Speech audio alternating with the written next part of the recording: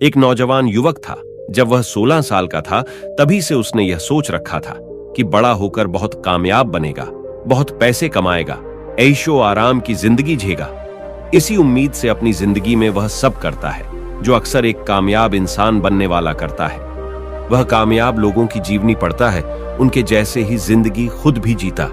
वह अपना हर काम कामयाब लोगों की तरह ही करता, जैसे सुबह जल्दी उठना, व्यायाम करना, लक्ष्य के प्रति अपना ध्यान देना।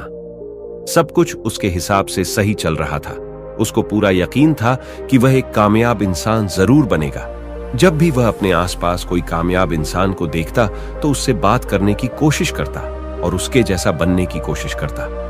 समय गुजरता रहा और वह अपने काम करता गया। जैसे जैसे समय बिता उसकी ऊर्जा और लगन भी कम होने लगी। उसको लगने लगा कि अब तो मैं 25 साल का हो गया, लेकिन मैं एक कामयाब इंसान नहीं बन पाया। जैसा मैंने सोचा था वैसा तो हुआ ही नहीं। और फिर वह शुरू से ही लोगों को यह भी कह दिया था कि मैं बड़ा होकर बहुत ही ज्यादा कामयाब इंसान बनूंगा। लेकिन अब वह लोग भी उस लड़के से सवाल करने लगे। वह जब भी बाहर जाता तो लोग उसको बस यही पूछा करते कि क्या हुआ तेरे सपनों का, चकनाचूर हो गया ना, निकल गई तेरी हवा। जब लोग ऐसा बोलते तो उसको बुरा लगता, लेकिन अब उन्हें चुप भी तो नहीं किया जा सकता था, क्योंकि हारे हुए इंसान पर तो सभी चढ़कर बोलते हैं। उसके साथ भी कुछ ऐसा ही हुआ। उस लड़के की इतनी बुरी हालत हो गई कि अब उसको घर से बाहर जाने में भी शर्म आने लगी। अब वह 25 साल का हो गया था। समय ज्यादा होने के कारण लोगों ने सवालों की ढेर लगा दी।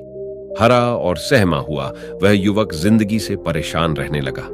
बड़े बड़े सपने देखने वाला लड़का अब छोटे से कमरे में घुट घुट कर रोता था। उसने बहुत प्रयास किया लोगों के मुंह बंद करने की, लेकिन यह इतना आसान नहीं था, क्योंकि लोगों का मुंह तभी बंद होगा जब वह एक कामयाब इंसान बनेगा। वह नौजवान लड़का किसी ऐसे इंसान की खोज करने लगा जो उसकी समस्या का समाधान बता सके, उसको बता सके कि उसने गलती कहां की, जिसको सुधार के वो कामयाब इंसान बन पाए।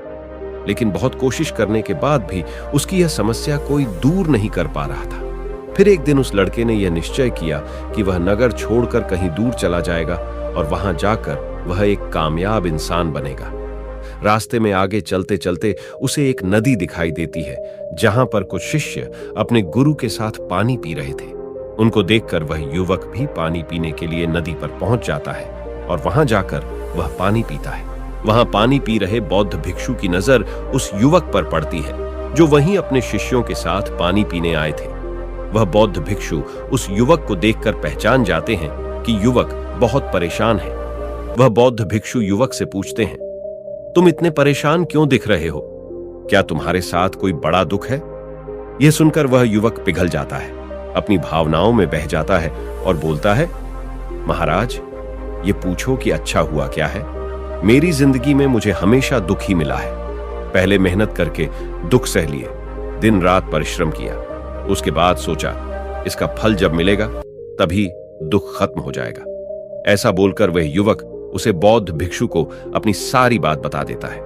उसके बाद बौद्ध भिक्षु इस आदमी से कहते हैं, बेटा, मैं तुम्हें 5 गलतियां बताऊंगा जिसकी वजह से तुम अभी भी दुखी हो और कामयाब नहीं हो पाए हो। इन गलतियों और कारणों को ध्यान से सुनो और समझो। पहली, आसान रास्ता मत अपनाओ।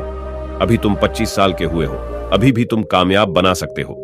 आसान रास्तों पर चलने से कठिन मंजिलें नहीं मिलती हैं। जैसे अपने बगीचे से घास फूस की सफाई करने के 2 तरीके हैं। आसान तरीका यह है कि घास काटने वाली मशीन का इस्तेमाल किया जाए।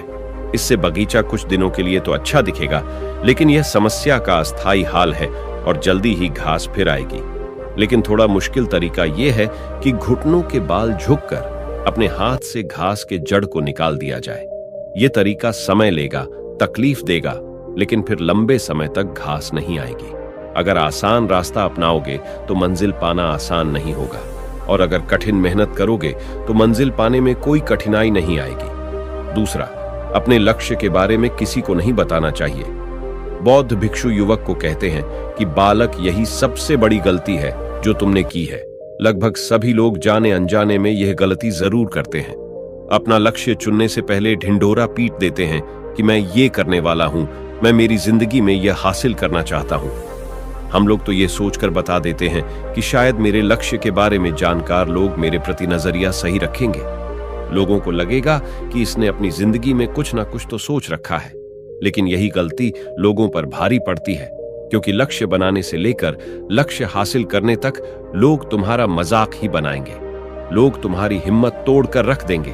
हमें अपना लक्ष्य कभी किसी को नहीं बताना चाहिए, सिर्फ सफलता को शोर मचाने देना है। तीसरा, लगातार कोशिश ना करना। बौद्ध भिक्षु युवक को समझाते हुए कहते हैं कि तुम्हें और कोशिश करनी चाहिए थी, लेकिन तुम तो कोशिश करने के बजाय कोशिशें से भागने लगे। आज तुम अपना नगर छोड़कर कहीं और जा रहे हो, उन सब लोगों से दूर जा रहे हो जिससे तुम्हारा मजाक बनाया था। कल तुम बड़े आदमी बन भी गए तो तुम्हारे ऊपर यकीन नहीं करेंगे। वह तो यह भी बोल सकते हैं कि दूसरे नगर में जाकर चोरी चकारी करके तुमने यह धन कमाया है। हमें कभी भी मैदान नहीं छोड़ना चाहिए।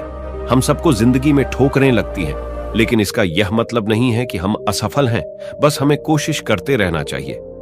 चौथा, कुदरत के नियमों को ना समझना। बौद्ध भिक्षु कहते हैं कि कुदरत के नियम बड़े ही बेहतरीन होते हैं। उनमें से एक नियम है बदला। आप चाहो या फिर ना चाहो, कुदरत आपको बदल ही देती है।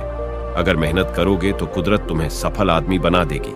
अगर मजे मजे में वक्त गुजारोगे तो कुदरत तुम्हारे साथ मजे लेकर तुम्हें एक असफल आदमी बनाकर छोड़ देगी। सफलता वसूलों का नाम है और यह वसूल कुदरत के हैं। हम या तो आगे बढ़ रहे हैं या फिर पीछे हट रहे हैं। हम या तो काम कर रहे हैं या फिर काम बिगाड़ रहे हैं। अस्थाई की कोई गुंजाइश है ही नहीं। अगर हम किसी बीज को पेड़ बनाने के लिए नहीं बोएंगे तो वह खराब हो जाएगा। आप चाहे या ना चाहे, बदलाव तो होना तय है। सफलता किस्मत से नहीं, कुछ नियमों का पालन करने से मिलती है। पांचवां, पिछली गलतियों से ना सिखाना। बौद्ध भिक्षु कहते हैं कि तुमने इतनी साल मेहनत की, उनसे तुम्हें कुछ तो सीख मिली होगी, कुछ तो अनुभव प्राप्त हुआ होगा। तुमने जितना भी सीखा है सालों में, उसका तुम अच्छे से प्रयोग कर सकते हो। जो गलतियां पिछले सालों में किए हो, उनसे सीखो और उन गलतियों को मत दोहराओ। अक्लमंद लोग अपने गलतियों से सीखते हैं, लेकिन कुछ अधिक अक्लमंद लोग दूसरों की गलतियों से भी सीखते हैं, क्योंकि हमारी जिंदगी इतनी लंबी नहीं होती कि हम गलती करें फिर सीखें। इसीलिए हमें दूसरों के गलतियों से सीख लेना चाहिए। उसके बाद बौद्ध भिक्षु कहने लगे कि मैंने तुम्हें सारी गलतियां और कारण बता दिए हैं। अब तुम घर जाओ और अपनी जिंदगी को नए तरीके से शुरुआत करो। नमो बुद्धाय।